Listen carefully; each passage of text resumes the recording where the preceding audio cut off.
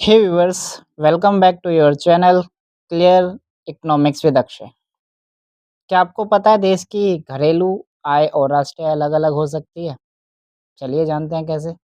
देखिए, देश की घरेलू आय जो है वो ये भी सामान्य निवासी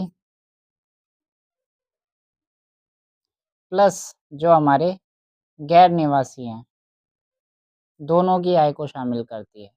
लेकिन दूसरी तरफ ये केवल हमारे सामान्य निवासी की आय को शामिल करती है।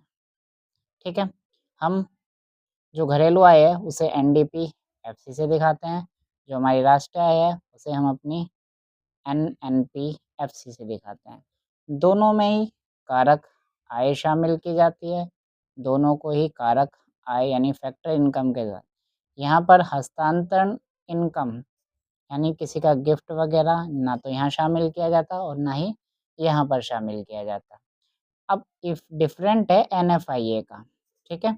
दोनों में एनएफआईए का पार्ट, एनएफआईए क्या है? शुद्ध कारक आय, यानी ये विदेशों से है, विदेशों से प्राप्त जो शुद्ध कारक आय होती है वो, ठीक है? और एनएफआईए यहाँ पर भी सेम है, लेकिन घरेलू आय में एनएफआईए क्या की जाती है? शामिल नहीं होती और यहाँ पर ये शामिल होती है, ठीक है? अब देखिए एनएफआईए का मतलब क्या है? यानी कुछ गैर निवासी और हमारे निवासी दोनों होते हैं, यानी आप से माइनस क्या करते हैं को, यानी देश से जो इनकम आ रही है यानी विदेशों से इनकम प्लस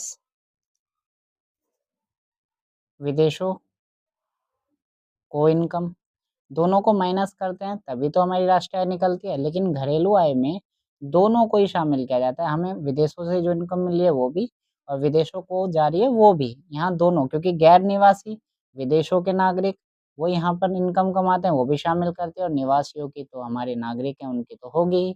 तो एनएफआईए में यानी घरेलू आय में आप गैर निवासियों की आय और निवासियों की आय दोनों शामिल करते हैं, लेकिन इसमें केवल निवासियों की आय शामिल की जाती है। यहाँ एनएफआईए शामिल होता है, यहाँ नहीं।